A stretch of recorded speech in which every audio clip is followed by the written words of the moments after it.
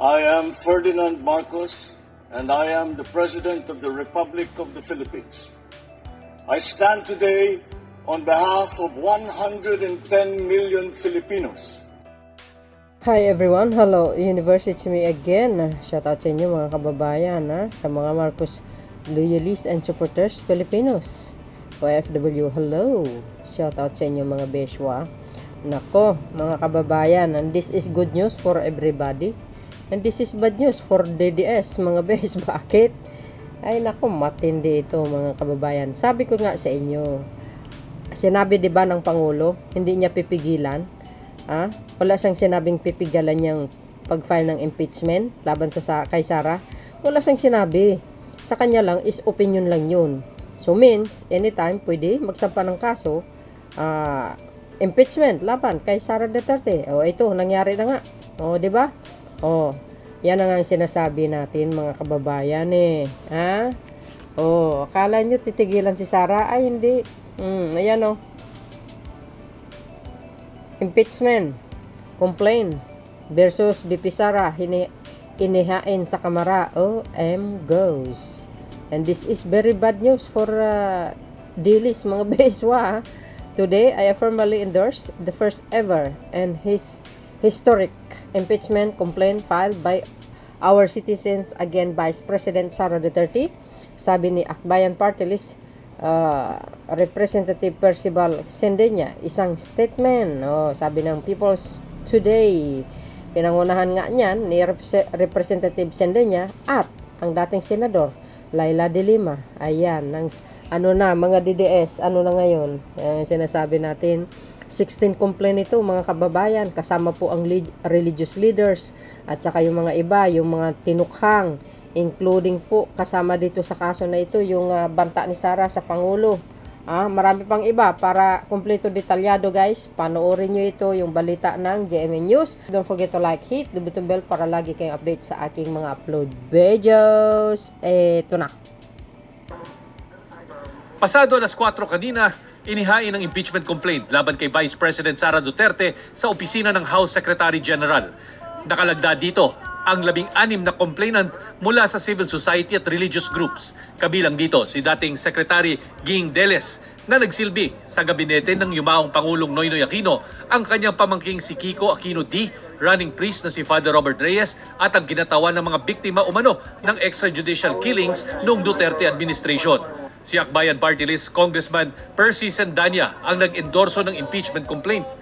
This is a very important process and I'm sure the complaint merits na dito sa lower house and then sa upper house to make time for this very critical mechanism for accountability. Kasi kung di pa po natin ito gagawin ngayon, mas lalong wala ng time sa susunod na taon.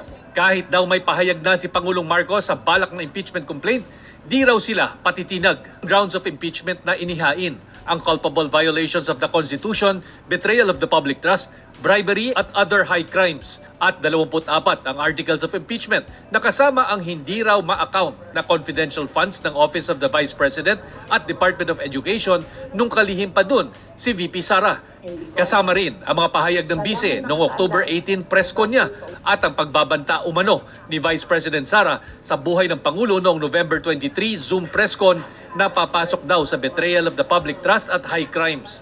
Isinama rin ang rig bidding daw sa pagbili ng laptop at iba pang electronic device sa DepEd, ang pagkakasangkot umano ng pamilya Duterte sa iba't ibang krimen. Among the articles po are the misuse, the failure to account, the intel and confidential funds of both the Office of the Vice President and also of the Department of Education.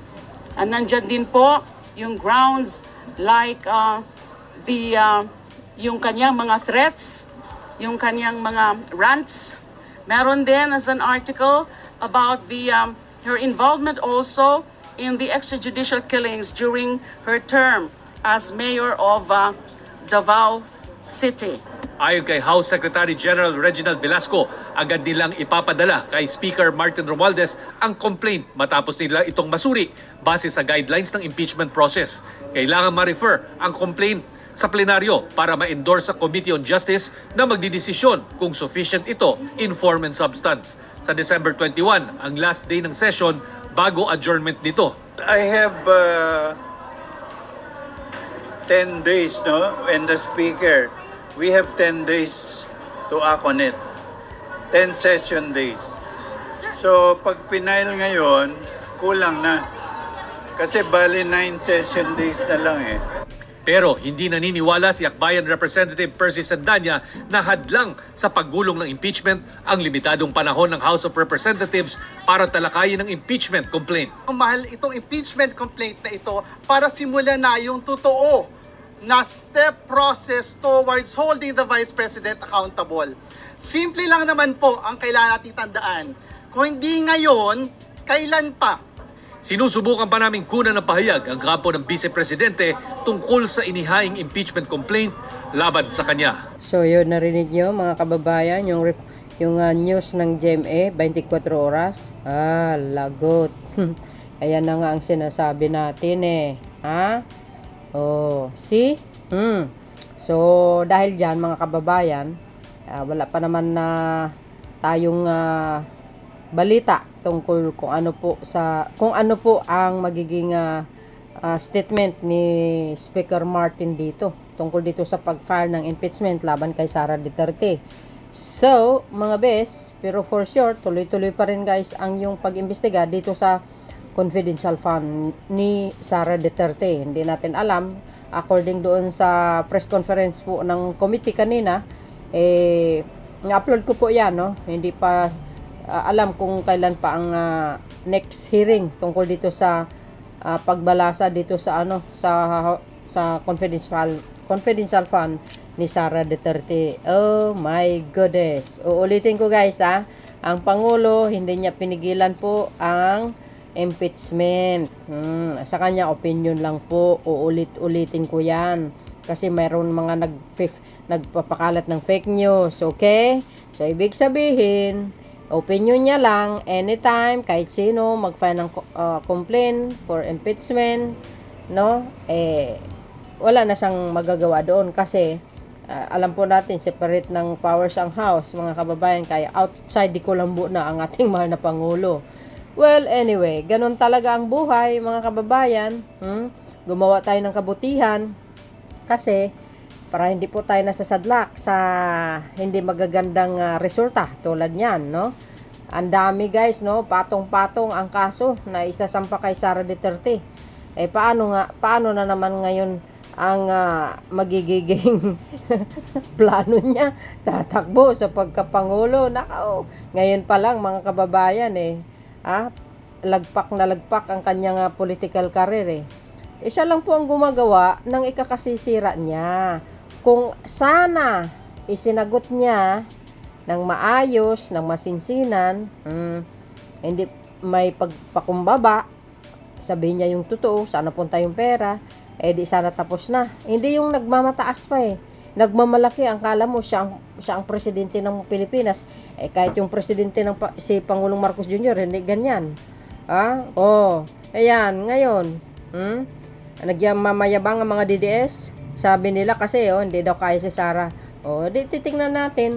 'Di ba sinabi ko laging sa mga page, lagi kong reply, wait and see. Hindi nyo pwedeng mamaliitin ang kakayanang House of Representatives at ang mamamayang Pilipino. Dahil pag batas ang umiral, kahit sino ka, walang kinikilingan ng batas. Follow the rule of law. Ibig sabihin, ang batas sa Pilipinas ay gumagana, 'di ba? Tingnan niyo ngayon. See?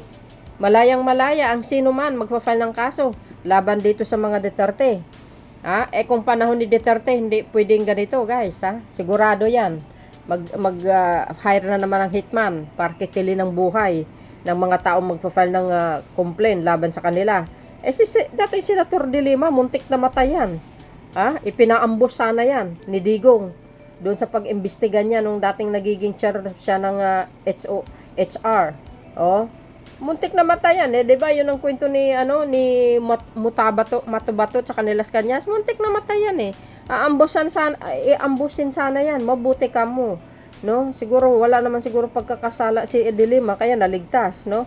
Ibig sabihin may mission pa siyang haharapin kaya ligtas siya nung that time na yun. Oh, ngayon pinakulong ni Digong na wala namang kasalanan. Oh, ngayon siya na isa sa mga nag-file ng kaso laban sa kay Duterte. Naku po, bukod pa dito guys ang NBI ang magpa-file din ng kaso laban kay Sara pag hindi pa siya sumipot. Oh. So dahil dito mga kababayan, ano po ang kapalagayan nyo? Siyempre maraming matuwa. Ang hindi matuwa, ang mga dilis. Yan ang sinasabi natin. Pag ang karma ay talagang gumagana, wala kang kawala. Di ba? Wala kang kawala. Karma plus batas. Sigurado kulungan ang punta mo, guys. Yan ang sinasabi natin. Kasi ito, nagmamalaki, hindi marunong makisama. Inaway niya pa yung Pangulo, inaway niya pang House, inaway niya pa yung DOJ. Ayan, paktay ka ngayon, day. Yan ang sinasabi natin eh. Nasa huli yung pagsisisi. Kaya nga, wag masyadong nagmamayabang kung wala ka naman ikayayabang. Hindi mo kayang yayabangin ang batas. Pag yan ay umiral, naaayon doon sa mga ginawa mong katarantaduhan, sigurado yan. Wala kang ligtas talaga. So, yun guys, ang pinaka-latest updates video natin. See you again on my next upload video. Bye, bye, bye. And babush. God bless Philippines.